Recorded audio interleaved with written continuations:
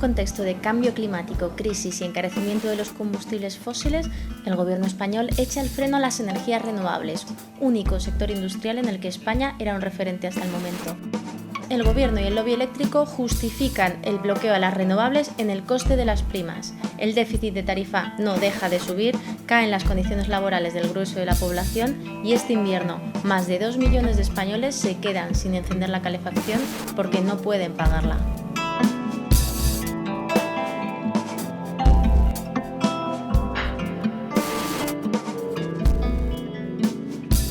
En el programa de Salvados dedicado al sector eléctrico nos enteramos de que España tiene la tercera electricidad más cara de Europa y empezamos a entender por qué nuestro mercado eléctrico genera una deuda de 4.000 millones de euros al año, mientras las empresas que forman UNESA siguen facturando beneficios millonarios. Cogemos el testigo al equipo de Salvados y seguimos preguntando: ¿son las renovables las culpables del déficit de tarifa? Que el litro de agua que cae por la cascada de un embalse para producir electricidad está siendo pagado al precio de un litro de gasolina. Que cada año nos estemos gastando 45.000 millones en importar hidrocarburos y al mismo tiempo este gobierno la primera medida que toma es eliminar las ayudas al desarrollo de las energías renovables. En el sector eléctrico hay dos bloques, uno formado por 5, 6, 7 grandes compañías y sus respectivos consejos de administración y en el otro lado la sociedad en su conjunto. Se han instalado una cantidad de centrales térmicas de gas, muchas más de las que necesitamos. Y ahora las compañías eléctricas que invirtieron en ello tienen un problema. Los intereses de estas compañías hacen o dificultan el camino hacia un cambio de modelo energético y hacia la introducción de fuentes de energía más limpias que las que tenemos. Si vemos los datos publicados por la propia compañía de cómo produce electricidad, vemos que 2/3 partes de la generación eléctrica es a partir de la energía nuclear o de centrales térmicas, ¿no? Mantener todo esto realmente no puede ser sin tener, de alguna manera, muy cerca al que tiene la llave del Boletín Oficial del Estado. Existen puertas giratorias y además en los últimos años han girado a una velocidad muy importante. Es un buen momento para decirles a los gobernantes que la participación de los ciudadanos, la información de los ciudadanos va a hacer que cambie todo. ¿Qué podemos hacer para cambiar este modelo energético que tantos problemas está causando y causará? Las energías renovables permiten que la gente sea propietaria de su propia energía. Cada kilovatio hora que inyectamos en la red, lo inyectemos donde lo inyectemos, es un kilovatio hora menos que está produciendo una central de gas o una central de carbón. ¿Qué te ha parecido la reacción al programa de Salvados de UNESA? Era de esperar. El debate sobre la situación del sector eléctrico, de la actuación de las grandes compañías, digamos que era algo reservado a la prensa especializada o a las secciones de economía de la prensa generalista. Impresionante, o sea, fue una sacudida eléctrica en una ciudadanía letargada, porque se nos ha hurtado el debate energético, no tenía nada que ver con nosotros y de repente todo el mundo habla de ello, es decir, en Twitter, en los vecinos en casa, todo el mundo. ¿Has visto el Ligopoli? Creo que la base del éxito fue que este chico preguntó como preguntaríamos cualquiera de nosotros, o sea, fueron preguntas de sentido común ante un mundo absolutamente opaco en el que no sabemos lo que está pasando y del que dependemos todos. La propia noche en la que se emitió fue una locura, en cuanto, sobre todo en Twitter, por la gran cantidad de gente, digamos, que por primera vez vio la luz y se dio cuenta de que detrás de su recibo de la luz había un lado oscuro y que ese lado oscuro pues tenía mucho que ver con las subidas que venimos sufriendo en los últimos años en el precio. Y bueno, y luego posteriormente, ¿no? La patronal eléctrica se reunió al día siguiente del programa para ver cómo podían reaccionar contra esta transgresión de la línea editorial oficial. La propia UNESA filtró la carta que envió 2 días después del programa al presidente del Grupo Planeta pidiéndole una compensación, donde incluso llegaba a señalar la cadena de televisión y el magazine en el que querían participar, y dio lugar a que a través de la plataforma change.org se recogieran firmas en apoyo del programa para que siguiera emitiéndose y que recogió en unos días más de 100.000 firmas. Es alucinante, ¿no? Que hubiera que votar para que Jordi Diego le pudiera seguir haciendo periodismo. Sí, y quizá lo más sorprendente es que no nos sorprende. UNESA, buenos días. Hola, buenos días. ¿Me puedes pasar con el departamento de comunicación, por favor? Sí, dígame. dígame. Llamaba para solicitar una entrevista. Vale, pues espera un momentito a ver si está la directora del departamento y te lo puede decir, Oiga. ¿Sí? Sí, vamos a ver, ahora está en una reunión, que si quiere volver a llamar en una hora. Ay, es que tienes que hablar con la directora, pero está reunida en este momento. ¿Si me dejas un teléfono? Sí. Te llamamos o inténtalo en un ratito. ¿Me puedes decir tu nombre, por favor? Sí, Alba del Campo. Y llamaste y no sabes con quién hablaste. Pues espera un poquito, por favor, que voy a preguntar a mis compañeros, ¿vale? Gracias.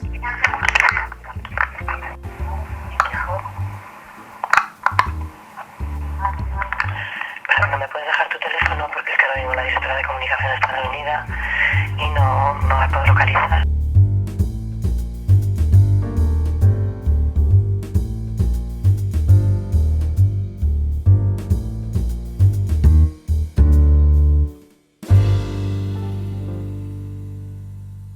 El déficit de tarifa es muy sencillo. Es decir, dentro del recibo eléctrico que todos tenemos, hay una parte que corresponde de verdad al suministro eléctrico. Algo más de la mitad del recibo que pagamos es lo que se llama peajes, costes regulados. ¿Y esos peajes qué son? Pues son, por ejemplo, primas a las renovables. Más de 7.000 millones de euros este año. 7.000 millones de euros de subvenciones y primas a las energías renovables, que son estupendas, es una cosa de futuro, totalmente cierto, 7.000 millones de euros. ¿Quién tiene la culpa del déficit tarifario? ¿Lo tienen las energías caras, como la fotovoltaica, la eólica o la termosolar, o lo tienen las energías baratas, como la hidráulica y la nuclear? Bueno, pues dicho esto así, la respuesta inmediata del 99% de la población sería decir, pues naturalmente el problema de que la energía eléctrica en España sea cara, la tienen las energías caras, ¿no? Bueno, pues no es así. Y este asunto es poco intuitivo, pero no es así. Y es la explicación que dan las empresas de UNESA. Es una explicación simple, que la gente la entiende muy bien, pero que es completamente falsa. El precio del mercado lo fijan las centrales de carbón o las centrales de gas natural, y sin embargo ese precio está retribuyendo la gran hidráulica y está retribuyendo la energía nuclear. Las tecnologías renovables están, y esto el mercado no lo percibe, están bajando muchísimo el precio de la energía, porque sus ofertas, como tienen costes variables muy cercanos a cero, porque utilizan fuentes renovables que están disponibles en la naturaleza sin límite, ofertan a cero. El sistema de acoplamiento a la red son las primeras que elige. Luego, para ir cubriendo la demanda, va acoplando a otras tecnologías que no pueden ofertar a cero porque tienen un coste variable, sus combustibles, un coste que tienen que recuperar porque si no preferirían estar paradas, ¿no? Y así se van acoplando las tecnologías desde el coste variable más bajo, las tecnologías renovables, al coste variable más alto, el carbón o el gas natural. Precisamente en este sobre-remuneración que están cobrando el 30% de la energía que se produce en España, es donde está el problema del déficit tarifario. Bueno, eso habría que añadir también otros problemas que son menores, pero que son muchos, y que producen una inflación de precios que además se convierten en ingresos también de las grandes empresas. En concreto, el día 12 de diciembre del año 2012 a las 13 horas. Aquí la curva de casación, donde vemos un volumen de energía importante a precio cero, aquí están las renovables y está la nuclear, y después un montón de ofertas que van subiendo de precio. Al final, la última oferta, que es esta, que es necesaria para satisfacer la demanda que vemos aquí, marca el precio, en este caso del orden de 80 euros megavatio hora, que va a cobrar toda la generación. 4 días después, a las 9 de la mañana, observamos una curva bien diferente. Lo que ha ocurrido en este caso es que hay tanta energía a precio cero, tantas renovables, que el cruce de las curvas de oferta y de demanda se produce a precio cero. Y la consecuencia ha sido que el precio ha pasado de 80 euros a cero. Pero las renovables sí son retribuidas, porque aunque entren a precio cero, se están llevando un beneficio. Efectivamente, las renovables lo que tienen es garantizado, o supuestamente garantizado hasta los recortes retroactivos que ha habido, un precio a la energía que inyectan en la red, y lo que no cobran por este sistema lo cobran a través de la Comisión Nacional de Energía. Normalmente UNESA lo que hace es publicitar los informes que tenemos mensualmente de la CNE, que lo único que hacen es analizar las primas, pero que no tienen en cuenta el efecto de abaratamiento de los precios de mercado. Nosotros lo que decimos es que hay que tener en cuenta las dos, y por esa razón decimos que las primas no son subvenciones. De hecho, hay muchos estudios de entidades de reconocido prestigio que demuestran que el impacto de reducción de precios en el mercado debido a las energías renovables es del mismo orden de magnitud que las primas, o incluso superior. ¿Y quién se está beneficiando? Pues naturalmente los propietarios de esas centrales, con un agravante, y es que en esos sectores no hay libertad de entrada. Por tanto, el mercado no puede disputar esos beneficios y ajustarlos a tasas de rentabilidad razonables. Es una trampa que nos estamos haciendo en el solitario, ¿no? Pero detrás de esa trampa hay intereses muy poderosos. El sistema eléctrico está configurado o está dividido en 4 partes, desde la generación hasta la comercialización, y entre medias está la distribución, en alta tensión, que es el transporte, o en baja tensión, que es la distribución. Esas 4 partes del sistema eléctrico están en manos, especialmente la generación, parques eólicos, centrales térmicas, nucleares, están en manos de las mismas empresas que luego la comercializan.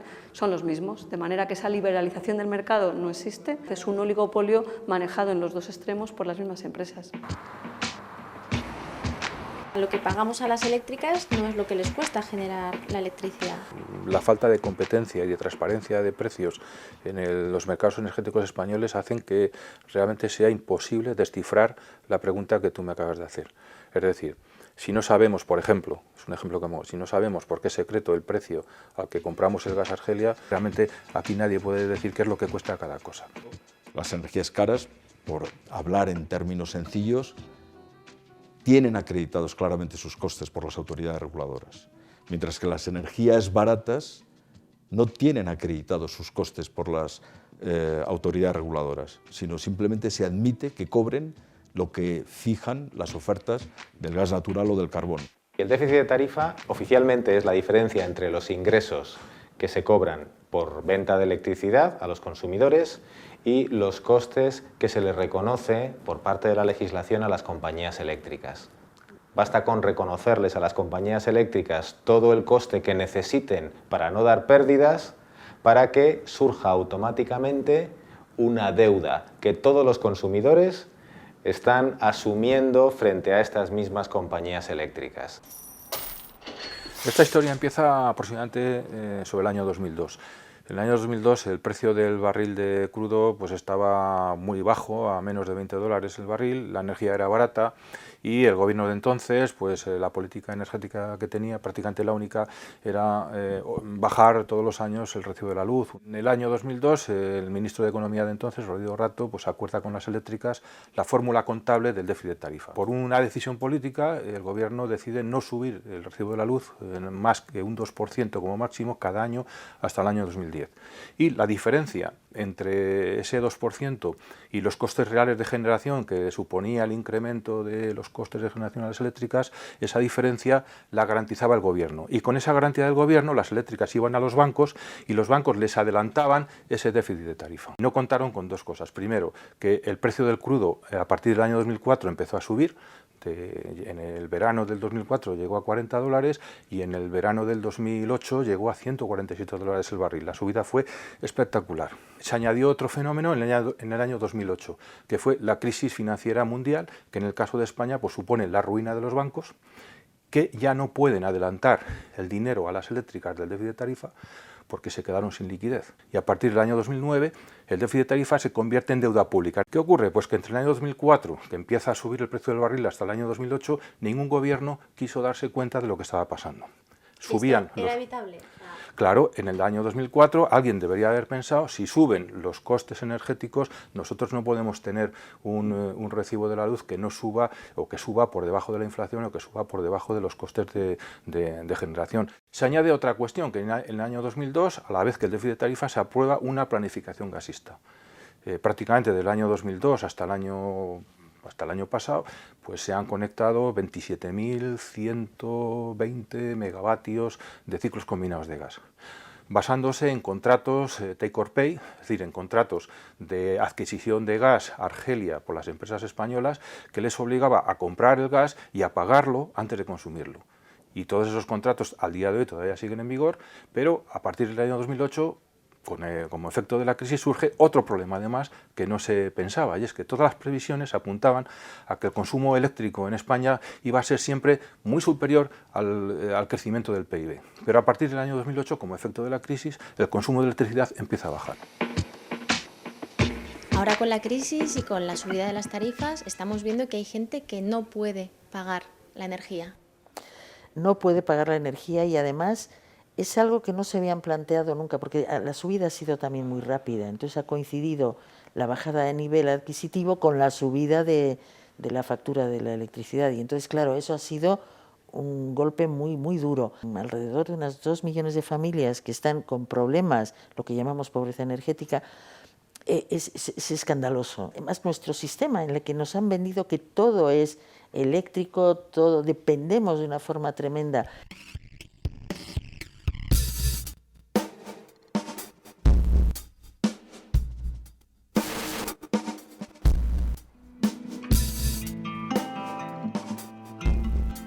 Tenemos un modelo en España y en el mundo muy similar que se basa sobre todo en dos fuentes de energía, los combustibles fósiles con un 80% aproximadamente de la aportación y la energía nuclear con un modesto 6%, pero que es muy digamos, poderosa en el mundo rico, ¿no? En el mundo industrializado. Es un modelo caduco y muy problemático por dos grandes motivos.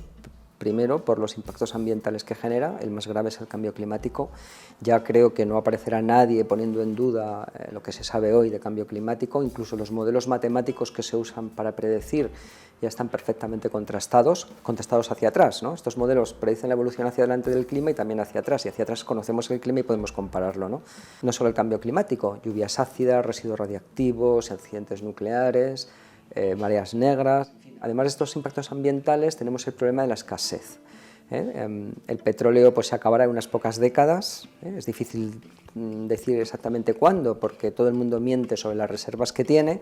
El famoso pico del petróleo. El famoso pico del petróleo puede aparecer de un momento a otro y hay incertidumbres, ya digo, del estilo de que no sabemos cuánto petróleo realmente hay, ¿no? Pero es seguro que se va a acabar pronto, el gas se acabará también pronto como el petróleo. El carbón puede durar un poco más al actual ritmo de consumo, pero si viene a sustituir al gas y el petróleo también se acabará pronto. Y esto va a implicar a escala doméstica una escalada de precios. Esto ya está implicando una escalada de precios, ¿eh? No hay que olvidarnos de que hoy la gasolina en nuestro país pues está a unos precios muy por encima de lo que estaba solo pues, en 2007. Y todo el mundo sueña con un petróleo barato. Sí, bueno, ¿el petróleo puede ser barato? No. ¿Será más barato el año que viene? No. ¿Y dentro de 10 años? No. Y el modelo de nuestra sociedad que consume tanto petróleo, ¿cómo se lo va a montar? No es un problema solo de precio, es un problema de disponibilidad. El actual sistema energético genera 3 huellas indelebles en nuestra sociedad. La primera, como ya es sabido, la que guarda relación con la destrucción ambiental y el cambio climático. La segunda es aquella que tiene que ver con la violación sistemática de derechos humanos y el control geoestratégico de los recursos energéticos en cualquier lugar del mundo por parte de Occidente. El proceso que ha llevado a las empresas españolas energéticas a convertirse en transnacionales o multinacionales tiene apenas 10-12 años de existencia, ¿no? Eran compañías pequeñas, compañías privadas que operaban en el Estado español hasta finales de los 90 y que, con motivo de las reformas neoliberales en América Latina, del consenso de Washington y también las reformas económicas que hubo aquí en la Unión Europea, pudieron internacionalizarse comprando otras empresas que se estaban poniendo a la venta en esos momentos en América Latina, ¿no? Eso es lo que hizo que compañías como Endesa, como Iberdrola, como Gas Natural, como Unión Fenosa o como Repsol se convirtieran en multinacionales. Esos negocios en la región latinoamericana les reportan entre 1/3 y la mitad de sus beneficios anuales. Las compañías de hidrocarburos como Repsol o Gas Natural extraen petróleo y gas en reservas naturales muy importantes de América Latina y también en comunidades, zonas donde habitan comunidades indígenas. Y las empresas eléctricas como Endesa, Iberdrola o Unión Fenosa construyen grandes represas hidroeléctricas que también tienen graves efectos socioambientales sobre las poblaciones locales y sobre el entorno. Lo que sabemos es que buena parte de esos beneficios vienen de allá, de América Latina, pero no en qué condiciones se obtienen. Las comunidades que viven en la región y también diferentes colectivos ecologistas y organizaciones sociales tienen desde hace años una campaña en contra de las centrales hidroeléctricas de Endesa en la Patagonia chilena, y aquí les vemos en una de sus acciones de denuncia. Las compañías publicitan su imagen en base a dos estrategias. Por un lado, todo lo que tiene que ver con la imagen verde, con la imagen de respeto medioambiental, que todas estas compañías lo tienen muy trabajado, todas tienen un montón de anuncios donde salen un montón de soles, mariposas, cascadas de agua, qué sé yo, y en donde toda esa imagen verde se sustenta sobre todo en los proyectos de energías renovables,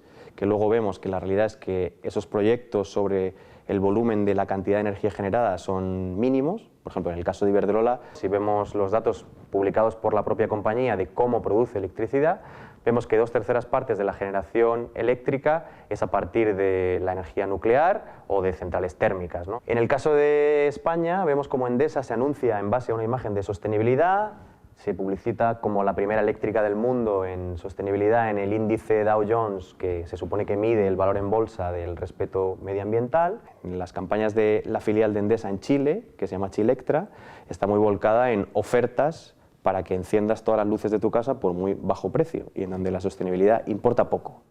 Tenemos una política que permite que cada año nos estemos gastando 45.000 millones de euros en importar hidrocarburos de otros países, fundamentalmente del Golfo Pérsico, y al mismo tiempo este gobierno, la primera medida que toma, la primera medida energética, es eliminar las ayudas al desarrollo de las energías renovables. Es más, en el año 2012, España, a pesar de que se reduce el 1,7% su demanda de electricidad, sin embargo, las emisiones de CO2, de gases que causan el cambio climático, derivadas de la producción de energía, aumenta el 11%. Se da esta paradoja, que las políticas que realiza el gobierno llevan a que, aunque se reduzca el consumo de energía, aumentan las emisiones.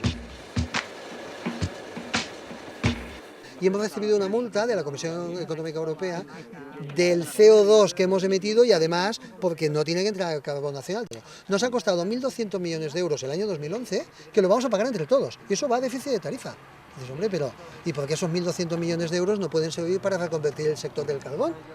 Y no solo eso, sino que además impulsa políticas como, por ejemplo, el fracking, que es nuevamente el buscar las últimas gotas de combustibles fósiles que puede haber en el subsuelo, o se impulsa la exploración y la búsqueda de hidrocarburos, de petróleo y de gas en el Mediterráneo o en las Islas Canarias. Incluso las personas que podamos entender un poquito más, nos parece o nos cuesta digerirlo, porque no es un sistema racional. Mantener todo esto realmente no puede ser sin tener, de alguna manera, muy cerca al que tiene la llave del Boletín Oficial del Estado. Los generadores de ese tipo de energías fotovoltaicas le acusaban, no usted directamente, sino al gobierno, de querer acabar con el sector. Para nada, todo lo contrario. De hecho, España es una potencia mundial en renovables. Yo creo que una de las inversiones más importantes que estamos haciendo en el exterior, en Estados Unidos, en Sudamérica, en Europa, en Asia, es justamente en energías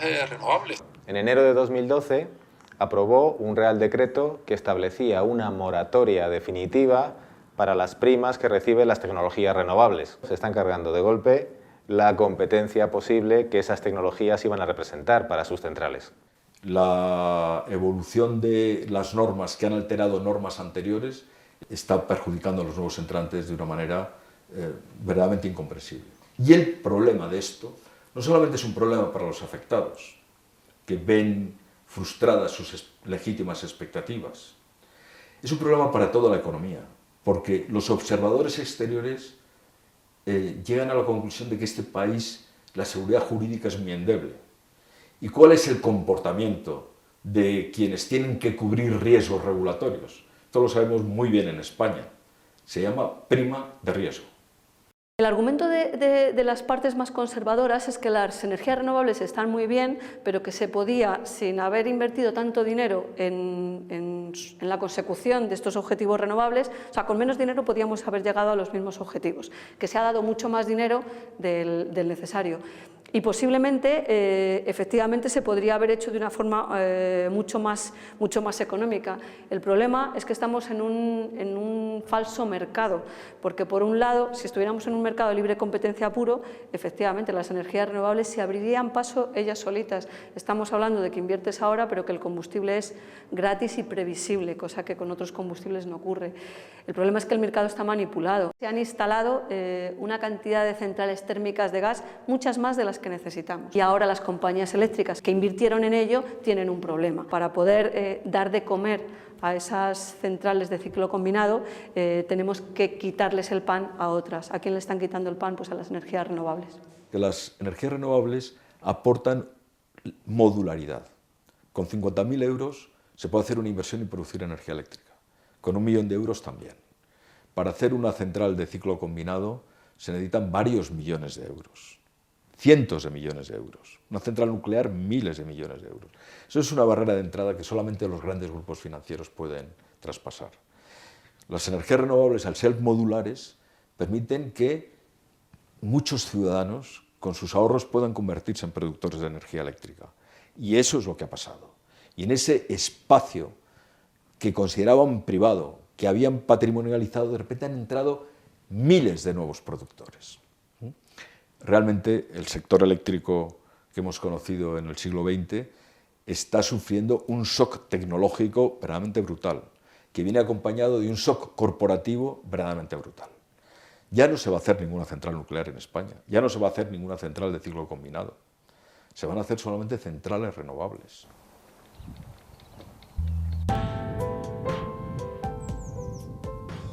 Hemos montado una pequeña instalación fotovoltaica para autoconsumo sin baterías. Lo que producen las placas va al consumo directo de la casa y si tenemos algún excedente pues lo vertemos a la red. Y bueno, es una instalación que ha salido muy económica porque la hemos hecho toda con material reutilizado y reciclado que hemos ido reparando.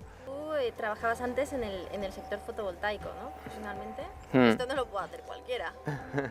Sí, desde que terminé los estudios de ingeniería, pues que me puse en el sector de las energías renovables, primero con la térmica y luego empezamos a instalar mucha fotovoltaica y ahora ya desde hace un año que ya no hacemos casi instalaciones.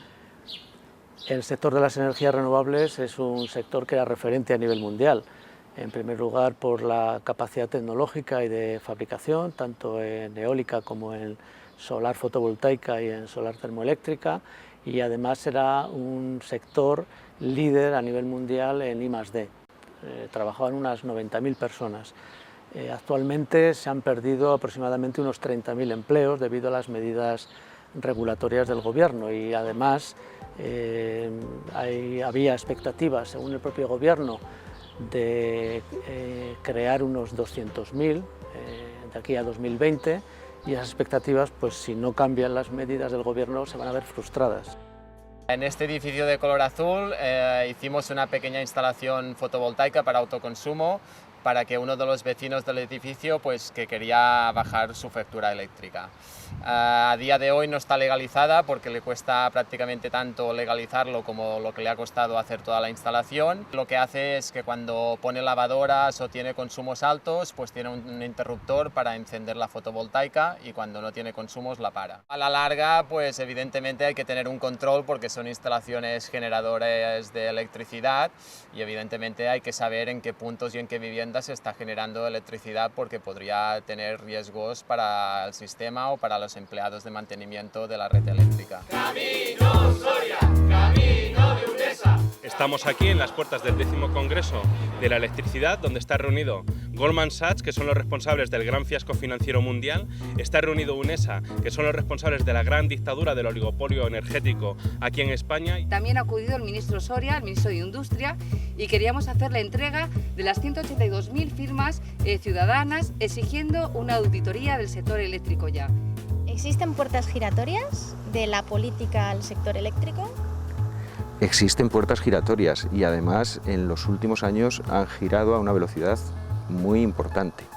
Desde 2007 y 2008 Se puede hacer una lista y saldrían decenas de políticos o de personas próximas a la política que están ahora mismo en los consejos de las empresas. Ahora el caso más reciente ha sido el de la vicepresidenta Elena Salgado, ¿no? y anterior ministra de Economía, que supuestamente la ley española dice que tiene que pasar 2 años antes de que pueda fichar por una empresa privada que haya tenido que ver con el ámbito de sus competencias anteriores, ¿no?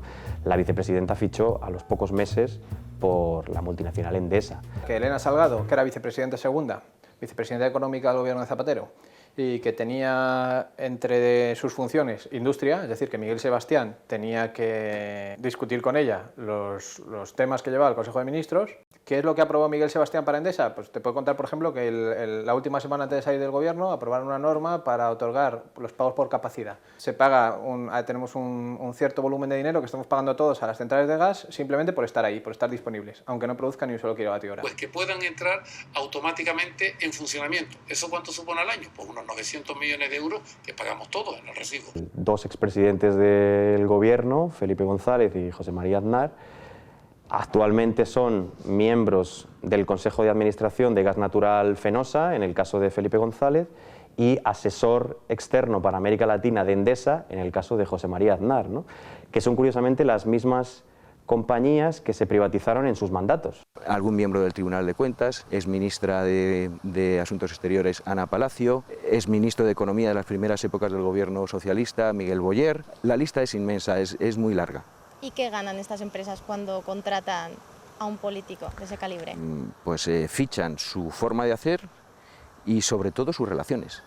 Hace 4 años hicimos un estudio a través del Instituto de Periodismo Preventivo y Análisis Internacional de la Universidad Complutense de Madrid a propósito del discurso de la sostenibilidad en los grandes medios de comunicación, y en ese estudio lo que pudimos constatar era que el 25% de los consejos delegados de los grandes medios de comunicación, de los grandes grupos de comunicación españoles, estaban penetrados por 2 sectores principales. Uno de ellos era el financiero y el otro era el de las grandes energéticas. Presión hay, presión sobre los medios la hay, sin duda, me consta porque he trabajado muchos años en medio y me consta que a través de la publicidad o a través de las relaciones incluso personales o a través de otras muchas relaciones, esa presión existe. No hace falta ni que lo digan. Los propietarios de los medios de opinión, televisión, radio y prensa, saben perfectamente que no pueden crearse enemigos en un sector tan poderoso. Las grandes eléctricas están, digamos, parapetadas detrás de 4 muros. El primero de ellos es la propia regulación del mercado, que hace que sea muy difícil competir contra ellos. El segundo, los expolíticos y exfuncionarios de la administración que tienen a sueldo. El tercero, los medios de comunicación, el fuerte control y presión que ejercen sobre los medios de comunicación masivos. Y por último, por si fallan todos estos, tienen también una fuerte capacidad de presión sobre los grandes despachos de abogados en España. Las eléctricas recurren prácticamente todas las normas que les afectan. Es una estrategia de negociación con el gobierno.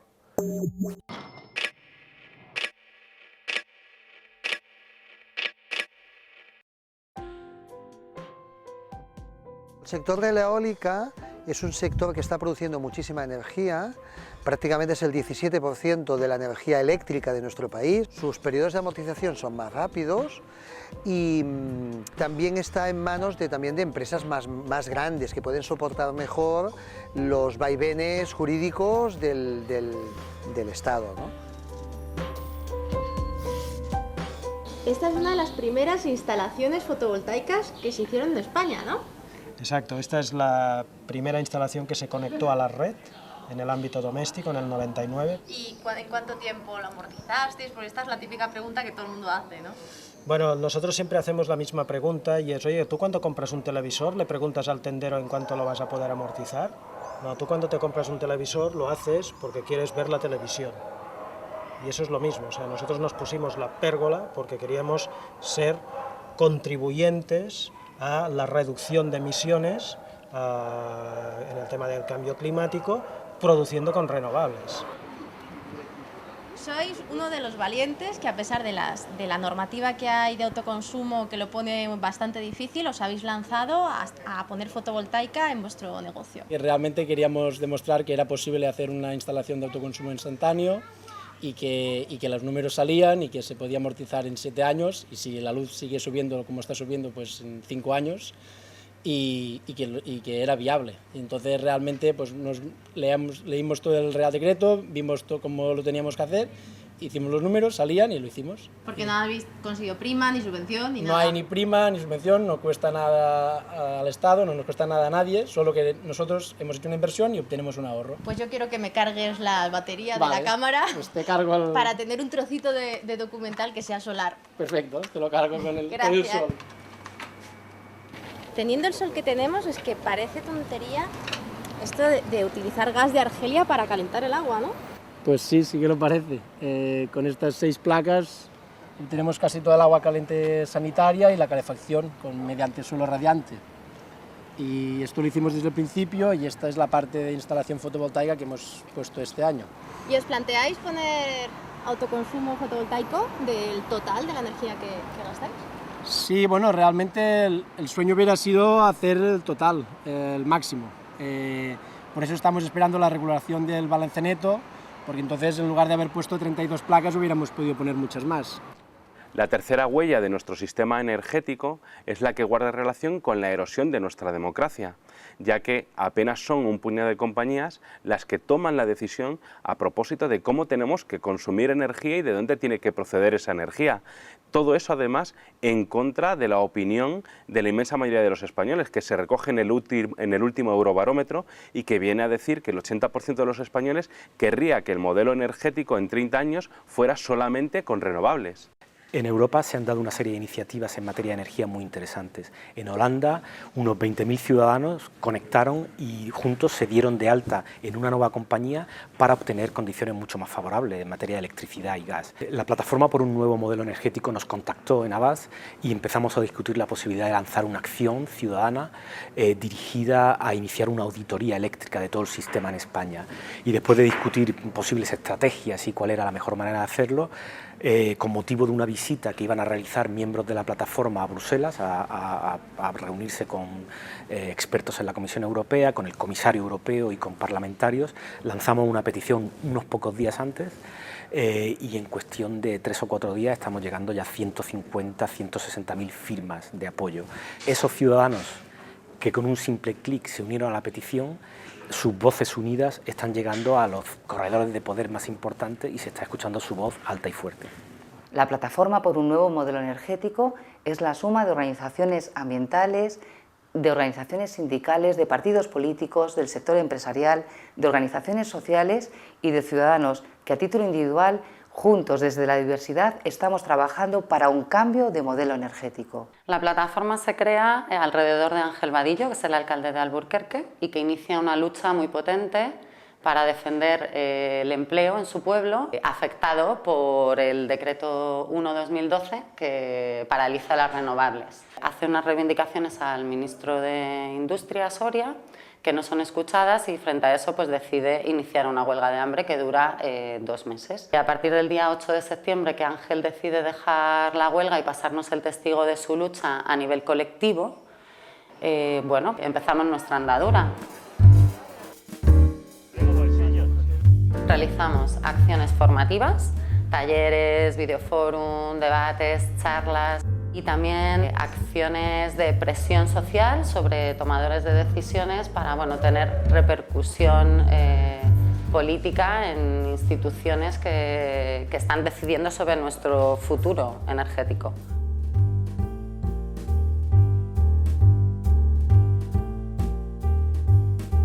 ¿Qué podemos hacer para cambiar este modelo energético que tantos problemas está causando y causará?